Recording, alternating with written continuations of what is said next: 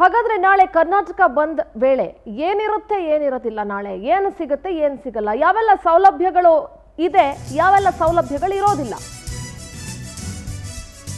ಯಾವ ಸೇವೆ ಲಭ್ಯ ಇರುತ್ತೆ, ಯಾವ ಸೇವೆ ಇರೋದಿಲ್ಲ, ಹೋಟೆಲ್, ಆಸ್ಪತ್ರೆ, ಮೆಟ್ರೋ, ಬ್ಯಾಂಕ್ಗಳು ಓಪನ್ ಇರುತ್ತೆ, ಪೆಟ್ರೋಲ್ ಬಂಕು, ಬಸ್ಗಳ ಸಂಚಾರ, ಶಾಲೆ ಕೂಡ ಓಪನ್ ಇರುತ್ತೆ, ಚಿತ್ರಮಂದಿರ, ಆಟೋ, ಕ್ಯಾಬ್ಗಳು, ಮಾಲ್ಗಳು ಬಂದ್ ಆಗುವ ಸಾಧ್ಯತೆ ಇದೆ. ನಾಳೆ ಏನಾದರೂ ರಾಜ್ಯ ಬಂದ್ ಆದ್ರೆ ಏನಿರುತ್ತೆ ಏನಿರಲ್ಲ ಅನ್ನುವಂಥ ಪ್ರಶ್ನೆ ಸಹಜವಾಗಿ ಕಾಡುತ್ತೆ. ಏನ್ ಸಿಗುತ್ತಪ್ಪ ನಾಳೆ ಬಂದಿರುತ್ತಂತೆ, ಏನ್ ಸಿಗಲ್ಲ ಅಂತ ಹೇಳಿ ಹಿಂದಿನ ಬಂದ್ ಅಂತ ಘೋಷಣೆ ಮಾಡಿದಂಥ ಪ್ರತಿ ಸಲ ಹಿಂದಿನ ದಿನ ಪೆಟ್ರೋಲ್ ಬಂಕ್ಗಳಲ್ಲಿ ಕ್ಯೂ ಗಟ್ಟಲೆ ಗಾಡಿ ನಿಂತ್ಕೊಂಡಿರ್ತವೆ. ಸೊ ಬಹುತೇಕ ಕರ್ನಾಟಕ ಬಂದ್ಗೆ ತೀವ್ರ ವಿರೋಧ ಇದೆ. ಪವರ್ ಟಿವಿ ಕೂಡ ಇದ್ರ ಬಗ್ಗೆ ಅಭಿಯಾನವನ್ನ ನಡೆಸಿದಾಗ ಬಹುತೇಕ ಜನ ದಿನಗೂಲಿ ಮಾಡಿಕೊಂಡು ಹೊಟ್ಟೆ ತುಂಬಿಸ್ಕೊಳ್ಳೋರು ಕೂಡ ಒಂದು ದಿನದ ಕೂಲಿ ಹೋದ್ರೂ ನಮಗೆ ಕಷ್ಟ ಆಗುತ್ತೆ, ನಮ್ಮ ಜೀವನ ನಡೆಯೋದು ಕಷ್ಟ ಆಗುತ್ತೆ, ಬಂದ್ ಬೇಡ ಅನ್ನುವಂಥ ಅಭಿಪ್ರಾಯವನ್ನ ವ್ಯಕ್ತಪಡಿಸಿದ್ರು. ಸೊ ಬಂದ್ ಮಾಡೋದಿದ್ರೆ ಯಾವುದಾದ್ರೂ ಒಂದು ತಾರ್ಕಿಕ ಅಂತ್ಯಕ್ಕೆ ತೆಗೆದುಕೊಂಡು ಹೋಗ್ಬೇಕಾಗತ್ತೆ, ಈ ಸಮಸ್ಯೆಗೆ ಶಾಶ್ವತ ಪರಿಹಾರ ಸಿಗ್ಬೇಕಾಗತ್ತೆ. ಒಂದು ದಿನ ಬಂದ್ ಮಾಡೋದ್ರಿಂದ ಯಾವ ಸಮಸ್ಯೆ ಪರಿಹಾರ ಆಗತ್ತೆ ಅನ್ನುವಂಥ ಪ್ರಶ್ನೆಯನ್ನ ಹಲವು ಸಾರ್ವಜನಿಕರು ಇಟ್ಟಿದ್ರು. ನಮ್ಮ ಪ್ರತಿನಿಧಿ ಸುಷ್ಮಿತಾ ನೇರ ಸಂಪರ್ಕದಲ್ಲಿ ಜಾಯ್ನ್ ಆಗ್ತಾ ಇದ್ದಾರೆ. ಸುಷ್ಮಿತಾ, ನಾಳೆ ಕರ್ನಾಟಕ ಬಂದ್ ಅಂತ ಘೋಷಣೆ ಆಗಿದೆ, ಆದರೆ ಬಹುತೇಕ ಸಂಘಟನೆಗಳು ಬೆಂಬಲ ಕೊಡ್ತಾ ಇಲ್ಲ, ಸಾರ್ವಜನಿಕರು ಕೂಡ ನೈತಿಕ ಬೆಂಬಲ ಅಷ್ಟೇ ಕೊಡ್ತಾ ಇದ್ದಾರೆ.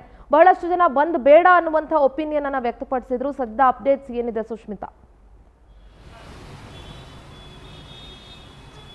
ಸಿಂಧೂರ, ಏನು ಬೆಳಗಾವಿಯಲ್ಲಿ ಕಂಡಕ್ಟರ್ ಮೇಲೆ ಹಲ್ಲೆ ಆಗಿರೋದನ್ನ ಖಂಡಿಸಿ ಮಹದಾಯಿ ಯೋಜನೆ ಆಗಿರ್ಬೋದು, ಕಳಸ ಬಂಡಿ ಯೋಜನೆ ಆಗಿರ್ಬೋದು, ಇದೆಲ್ಲವೂ ಕೂಡ ಜಾರಿ ಆಗಬೇಕು ಅಂತ ಹೇಳಿ ಅಂದರೆ ವಿವಿಧ ಬೇಡಿಕೆಗಳನ್ನ ಇಟ್ಕೊಂಡು ನಾಳೆ ಕರ್ನಾಟಕ ಬಂದ್ ಮಾಡಲಿಕ್ಕೆ ಕನ್ನಡ ಪರ ಹೋರಾಟಗಾರರು ಮುಂದಾಗಿದ್ದಾರೆ. ಆಲ್ಮೋಸ್ಟ್ ಒಂದು ತಿಂಗಳಾಯಿತು ಈ ಒಂದು ಕರ್ನಾಟಕ ಬಂದ್ ಘೋಷಣೆಯಾಗಿ. ಆಗ್ಲಿಂದ ಈಗಲಿನವರೆಗೂ ಕೂಡ ಎಲ್ಲರೂ ಕೂಡ ಬಹುತೇಕರೆಲ್ಲರೂ ಕೂಡ ಹೇಳ್ತಾ ಇರುವಂಥದ್ದು ಕರ್ನಾಟಕ ಬಂದ್ ಬೇಡ. ಯಾಕಂತ ಹೇಳಿದ್ರೆ ಬೆಂಗಳೂರಲ್ಲಿ ಕರ್ನಾಟಕ ಬಂದ್ ಮಾಡಿ ಅಥವಾ ಇಡೀ ಕರ್ನಾಟಕವನ್ನು ಬಂದ್ ಮಾಡಿ ಅಲ್ಲಿ ನಾವು ಮರಾಠಿ ಪುಂಡರಿಗೆ ಯಾವುದೇ ರೀತಿ ಬುದ್ಧಿಯನ್ನು ಕಲಿಸ್ಲಿಕ್ಕೆ ಆಗೋದಿಲ್ಲ. ಹೀಗಾಗಿ ಎರಡು ರಾಜ್ಯಗಳ ನಡುವೆ ಇದು ಒಂದು ಚರ್ಚೆ ಆಗಬೇಕು, ಆಗ ಮಾತ್ರ ಇದಕ್ಕೆ ಒಂದು ತಾರ್ಕಿಕ ಅಂತ್ಯ ಸಿಗುತ್ತೆ ಅಂತ ಹೇಳಿ ಬಹುತೇಕರೆಲ್ಲರೂ ಕೂಡ ಹೇಳ್ತಾ ಇರುವಂಥದ್ದು. ಹಾಗೆ ಕೆಲವೊಂದಿಷ್ಟು ಆಟೋ ಸಂಘಟನೆಗಳು, ಲಾರಿ ಸಂಘಟನೆಗಳನ್ನ ಹೊರತುಪಡಿಸಿ ಬೇರೆ ಯಾರೂ ಕೂಡ ಈ ಒಂದು ಬಂದ್ಗೆ ಬೆಂಬಲವನ್ನು ಸೂಚಿಸ್ತಾ ಇಲ್ಲ.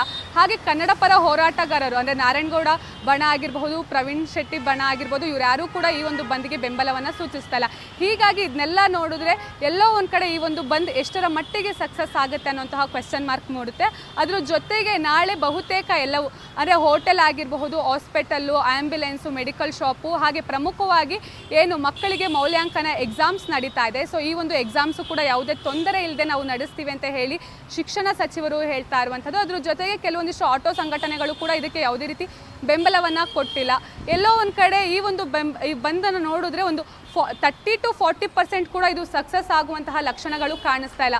ಒಂದು ವೇಳೆ ಎಲ್ಲಾದರೂ ಅಂದ್ರೆ ಕನ್ನಡ ಪರ ಹೋರಾಟಗಾರರು ಒಂದು ವೇಳೆ ಸುಷ್ಮಿತಾ, ನಾನು ಮತ್ತೆ ನಿಮ್ಮ ಹತ್ರ ಮಾತನಾಡ್ತೀನಿ, please be on hold. Yes, ಇನ್ನು ನಾಳೆ ಪ್ರತಿಭಟನೆ, ಮುಷ್ಕರ, ಮೆರವಣಿಗೆಯನ್ನ ಮಾಡೋ ಹಾಗಿಲ್ಲ. ಬಂದ್ ಅನ್ನೋ ಹೆಸರಲ್ಲಿ ಜನರಿಗೆ ತೊಂದರೆ ಕೊಡಂಗಿಲ್ಲ, ಸಾರ್ವಜನಿಕ ಆಸ್ತಿ ಪಾಸ್ತಿಗಳಿಗೆ ಹಾನಿ ಮಾಡಂಗಿಲ್ಲ. ಎಸ್ಜೆ ಪಾರ್ಕ್ ಪೊಲೀಸ್ ಠಾಣೆಯಿಂದ ನೋಟಿಸ್ ಅನ್ನ ನೀಡಲಾಗಿದೆ. ಒಂದ್ ವೇಳೆ ಏನಾದ್ರೂ ಮೆರವಣಿಗೆ, ಪ್ರತಿಭಟನೆ ಮಾಡಿದ್ರೆ ಕಾನೂನು ರೀತಿ ಕ್ರಮ ಅಂತ ನೋಟಿಸ್ ಮೂಲಕ ಎಚ್ಚರಿಕೆಯನ್ನ ನೀಡಲಾಗಿದೆ. ಯಾವುದೇ ತೊಂದರೆ ಆದ್ರೂ ಕೂಡ ಕಠಿಣ ಕ್ರಮದ ಎಚ್ಚರಿಕೆಯನ್ನ ನೀಡಲಾಗಿದೆ. ಬಲವಂತವಾಗಿ ಬಂದ್ ಮಾಡಿಸೋ ಹಾಗಿಲ್ಲ. ಈಗ ಯಾರೋ ಒಬ್ರು ಅಂಗಡಿಯವರು ಅಂಗಡಿ ತಕ್ಕೊಂಡಿದ್ರು, ಇನ್ನೇನೋ ಮಾಡಿದ್ರು, ಅವ್ರಿಗೋಗಿ ಕಲ್ಲೊಡಿಯೋದು, ಅಂಗಡಿಗೆ ಕಲ್ಲೊಡಿಯೋದು, ಬಂದ್ ಮಾಡಿ ಅಂತ ಅವ್ರನ್ನ ಮುಚ್ಚಿಸೋದು, ಅವ್ರ ಮೇಲೆ ಹಲ್ಲೆ ಮಾಡೋದು, ಆ ರೀತಿಯಾದಂತಹ ಕೆಲಸವನ್ನ ಮಾಡಂಗಿಲ್ಲ. ಬಲವಂತವಾಗಿ ಬಂದ್ ಮಾಡಿದ್ರೆ ಕಾನೂನು ರೀತಿಯಾದ ಕ್ರಮವನ್ನ ತೆಗೆದುಕೊಳ್ಬೇಕಾಗತ್ತೆ ಅಂತ ಎಸ್ಜೆ ಪಾರ್ಕ್ ಪೊಲೀಸ್ ಠಾಣೆಯಿಂದ ನೋಟಿಸ್ ಅನ್ನ ಕೂಡ ನೀಡಲಾಗಿದೆ. ಮೆರವಣಿಗೆ ಮಾಡಂಗಿಲ್ಲ, ಮುಷ್ಕರ ಮಾಡೋ ಹಾಗಿಲ್ಲ. ಎಸ್, ನಮ್ಮ ಪ್ರತಿನಿಧಿ ಸುಷ್ಮಿತಾ ನೇರ ಸಂಪರ್ಕದಲ್ಲಿ ಜಾಯ್ನ್ ಆಗ್ತಿದ್ದಾರೆ. ಸುಷ್ಮಿತಾ, ಸದ್ಯ ಈಗ ಪೊಲೀಸರು ಕೂಡ ನೋಟಿಸ್ ಅನ್ನ ಹೊರಡಿಸಿದ್ದಾರೆ. ಎಸ್ಜೆ ಪಾರ್ಕ್ ಪೊಲೀಸ್ ಠಾಣೆಯಿಂದ ನೋಟಿಸ್ ಜಾರಿ ಆಗಿದೆ. ಯಾವುದೇ ರೀತಿ ಪ್ರತಿಭಟನೆ, ಮೆರವಣಿಗೆ ಅಥವಾ ಮುಷ್ಕರ ಮಾಡಂಗಿಲ್ಲ, ಬಲವಂತವಾಗಿ ಬಂದ್ ಮಾಡಿಸಂಗಿಲ್ಲ ಅಂತ ಹೇಳಿ. ಸೊ ನೀವು ಹೇಳ್ದಂಗೆ 30 to 40% ಬಂದ್ ಸಕ್ಸಸ್ ಆಗೋದು ಕೂಡ ಡೌಟ್ ಇದೆ ಅನ್ನಿಸ್ತಾ ಇದೆ. ಎಸ್ ಸಿಂಧೂರ, ಹೋರಾಟ ಪ್ರತಿಭಟನೆ ಅಂದ ತಕ್ಷಣ ಅದರಲ್ಲೂ ಕೂಡ ಈ ಕನ್ನಡ ಪರ ಹೋರಾಟಗಾರರ ಬಂದ್ ಏನಿರುತ್ತೆ ಬಹುತೇಕ ಎಲ್ಲ ಕಡೆ ನಾವು ನೋಡಿದಂಗೆ ಯಾರ್ಯಾರು ಬೆಂಬಲ ಕೊಟ್ಟಿರೋದಿಲ್ಲ. ಒಂದು ವೇಳೆ ಆ ಒಂದು ದಿನ ಯಾವುದಾದ್ರೂ ಚಿತ್ರಮಂದಿರ ಆಗಿರ್ಬೋದು, ಹೋಟೆಲ್ ಆಗಿರ್ಬೋದು, ಮಾಲ್ಗಳು ಒಂದು ವೇಳೆ ಓಪನ್ ಆಗಿತ್ತು ಅಂತ ಹೇಳಿದ್ರೆ ಎಷ್ಟೋ ಜನ ಅದಕ್ಕೆ ಕಲ್ಲನ್ನು ಹೊಡೆದು ಅದನ್ನು ಮುಚ್ಚಿಸುವಂತಹ ಪ್ರಯತ್ನವನ್ನು ಮಾಡ್ತಾರೆ. ಹೀಗಾಗಿ ಮುಂಜಾಗ್ರತಾ ಕ್ರಮವಾಗಿ ಸಿಲ್ವರ್ ಜುಬ್ಲಿ ಪೊಲೀಸ್ ಸ್ಟೇಷನ್ ಅವರು ಕೂಡ ಒಂದು ನೋಟಿಸನ್ನು ನೀಡಿರುವಂಥದ್ದು ಎಲ್ಲ ಕನ್ನಡ ಪರ ಹೋರಾಟಗಾರರಿಗೆ. ಒಂದು ವೇಳೆ ಈ ಒಂದು ಬಂದ್ ಅಂದರೆ ನೀವೇನಾದರೂ ಹೋರಾಟ ಮಾಡಂಗಿದ್ರೆ ಕೇವಲ ಫ್ರೀಡಂ ಪಾರ್ಕಲ್ಲಿ ಮಾತ್ರ ಹೋರಾಟ ಮಾಡಬೇಕು.